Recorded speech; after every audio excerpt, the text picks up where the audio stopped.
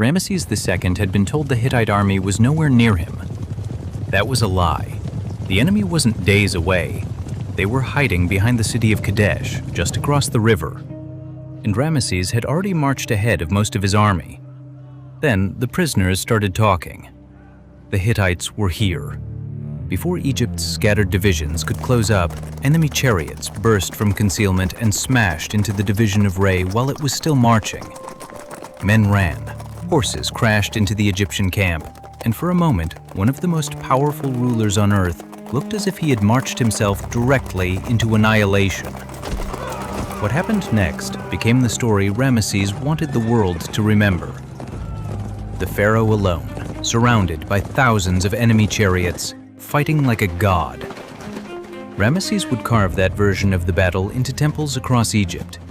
There was just one problem. Kadesh did not become Egyptian. So if Ramesses won, why did his enemy keep the city? More than 3,000 years ago, two superpowers collided here in what is often described as the largest chariot battle in history. And somehow, both sides walked away able to say, "We won." To understand why thousands of men ended up fighting over Kadesh, you first have to understand where it was. Because Kadesh wasn't simply a city, it was a hinge. To the south lay territories dominated by Egypt. To the north stretched the sphere of the Hittite Empire. And between them ran the roads, rivers, and kingdoms of Syria. Control this region and you controlled one of the great corridors of the late Bronze Age. Egypt knew that. So did the Hittites. Ramesses' father, Seti I, had already campaigned into this contested world. But by the time Ramesses inherited the throne, Kadesh was again within the Hittite sphere. And Ramesses was not interested in accepting that. Across Anatolia, his rival had the same problem in reverse. Muwatalli II was great king of Hatti. He ruled an empire that could negotiate with the other great powers of the age as an equal. This wasn't Egypt marching north to crush some minor tribe. It was one superpower walking directly toward another. And Kadesh sat between them. The year before the famous battle, Ramesses had already pushed into the northern Levant. Now, in the 5th year of his reign, he came back, this time with an army. And Muwatalli was waiting. Ramesses did not bring one single mass of soldiers north. His field army was organized into 4 major divisions: Amun, Re, Ptah, and Seth. Each was effectively its own marching force, with infantry, officers, and chariots. That made an army easier to move. Thousands of men and animals couldn't all drink from the same well, use the same patch of road, or eat from one supply train. But spreading the army out created another problem. If one division ran into the enemy, the others might be miles away. Ramesses moved quickly, too quickly. He reached the area around Kadesh with Amun near him, Re was behind, Ptah farther south, Seth farther still. In other words, Ramesses had brought a huge army to Syria and then arranged for most of it to be somewhere else when the battle began. All Muwatalli needed was a way to keep it that way. And according to Ramesses' own account, the Hittites found one. 2 men approached the Egyptian army. They were Shasu, people from the region whom the Egyptian text presents as deserters from the Hittite side. And they had extremely useful information. Muwatalli was afraid of Ramesses. The Hittite king, they said, was far to the north, near Aleppo. He had no intention of fighting here. Exactly what a king preparing to attack Kadesh wanted to hear. And Ramesses believed them. He pushed forward and made camp near the city. Then the Egyptians captured 2 more men connected to the Hittite army. This time, the interrogation produced a very different answer. Muwatalli wasn't in Aleppo, he wasn't retreating, he wasn't afraid. The Hittite army was hidden nearby. Ramesses had been deceived. The Egyptian account openly admits it. The first 2 men had been sent to feed Pharaoh false intelligence, and now the 4 Egyptian divisions were spread out along the road, while Muwatalli's chariots were already in position. The trap had worked. Now it only had to close. Muwatalli did not wait for Ramesses to fix his mistake. Hittite chariots swept out from around Kadesh and crossed toward the Egyptian line. Their first target was not Pharaoh, it was Re. The division was still on the march, not fully drawn up for battle, and then the Hittite charge hit it. Imagine trying to form a defensive line while horses and war chariots are already inside it. The Egyptian record describes the division breaking apart. Men fled north, and some of them ran straight toward the camp of Amun, straight toward Ramesses. Now the disaster spread. The camp wasn't a fortress. It was tents, supplies, servants, animals, guards, equipment. The machinery of an army caught in the wrong place at the wrong time.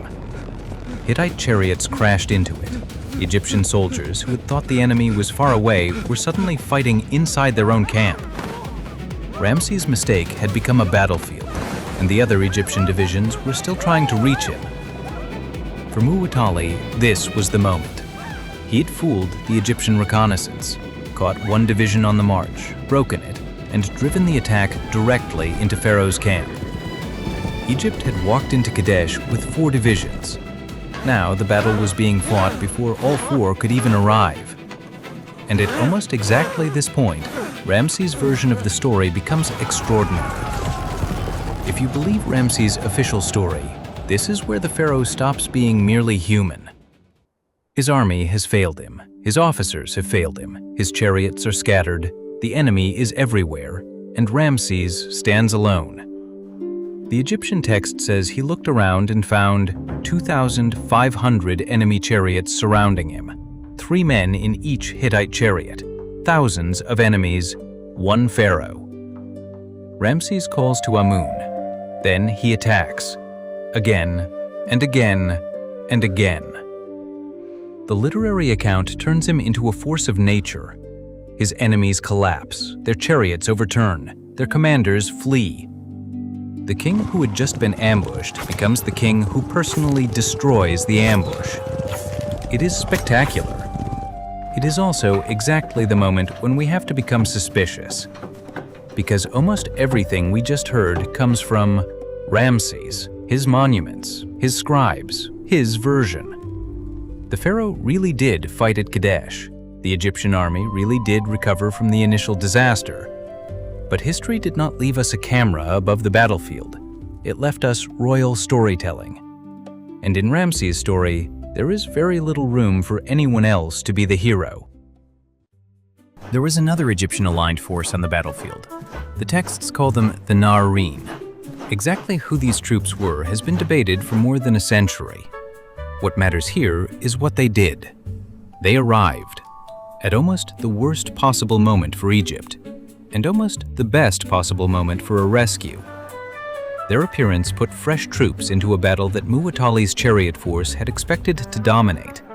Now, the Hittites were no longer attacking only a collapsing camp. They were facing organized resistance. Ramesses counterattacked. The surviving Egyptians regrouped. More of Pharaoh's army was closing on the battlefield. And the Hittite attack began to lose the advantage it had created so brilliantly. That does not mean Ramesses did nothing. Ancient kings really did fight from chariots. And a pharaoh trapped inside his own camp had an extremely personal reason to fight hard. But the actual reversal at Kadesh makes much more sense when Ramesses is placed back inside an army, instead of floating above it like a superhero. Kadesh now became the battle Ramesses had expected to fight in the first place. Egyptian chariots against Hittite chariots. Archers firing at moving targets. Horses exhausted in dust and heat. Wheels breaking. Formations dissolving into hundreds of smaller fights. The Egyptian images portray the enemy being driven backward toward the river. They show Hittite soldiers falling into the water. They even show defeated commanders being dragged from it. But again, these images were created to celebrate Pharaoh.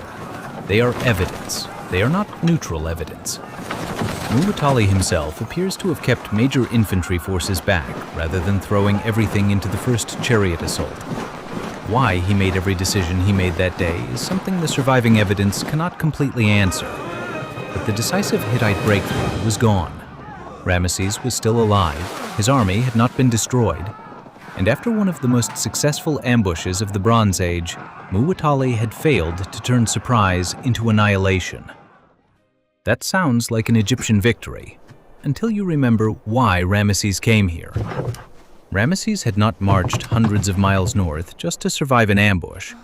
He wanted control, and the symbol of that control was sitting directly in front of him, Kadesh.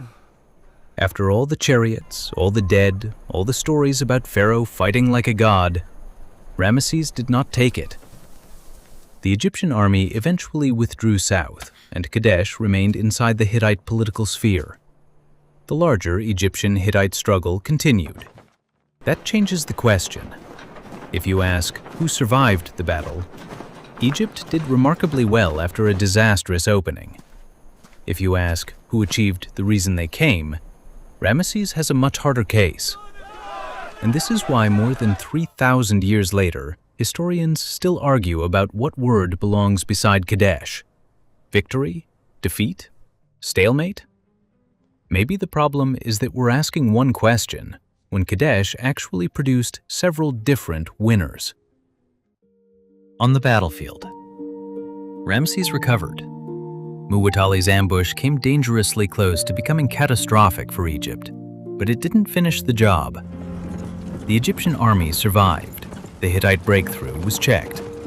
Call that a tactical recovery, maybe even a tactical success. But strategically, Ramesses came north to expand Egyptian control.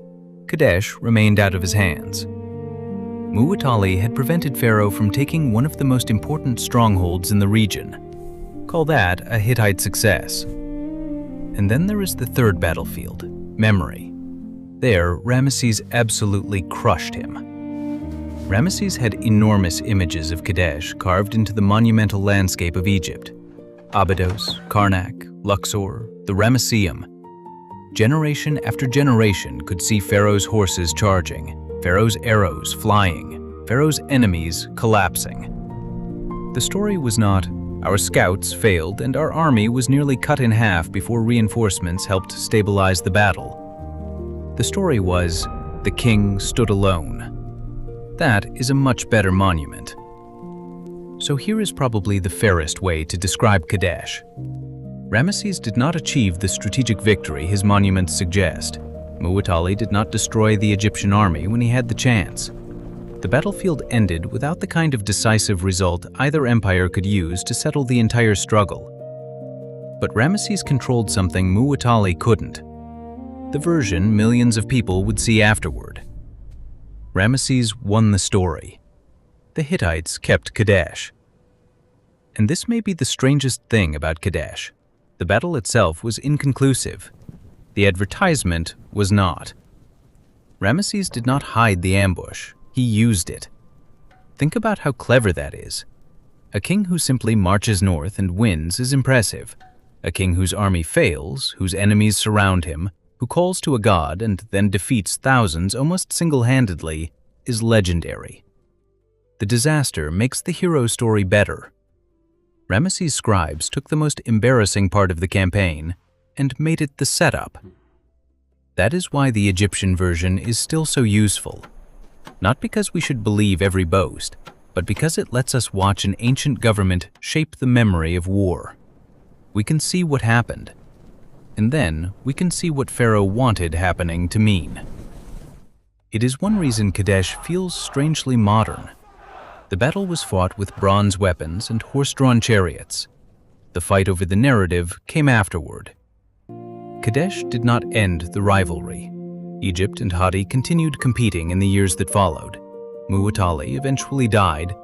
A new Hittite king, Hattusili III, came to power. Ramesses kept ruling. And gradually, the political world around both empires changed. There were other threats, other enemies, other reasons not to spend another generation fighting the same war. So in the 21st year of Ramesses' reign, something extraordinary happened. The two powers made peace. The agreement promised peace between the two kingdoms, non-aggression, mutual assistance, the return of fugitives, recognition that the other great king wasn't going anywhere. Versions of this agreement survive from both sides.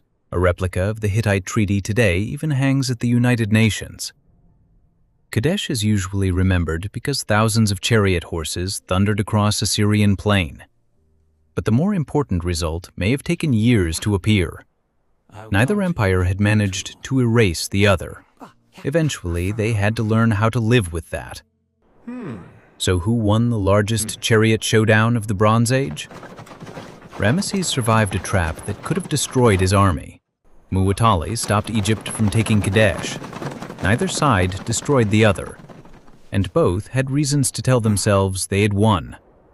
But only one of them covered temple walls with his version. Ramesses won immortality. The Hittites kept the city. And years later, the two greatest enemies in the Eastern Mediterranean put their names on a promise to stop fighting. Thousands of chariots made Kadesh famous. The peace lasted longer.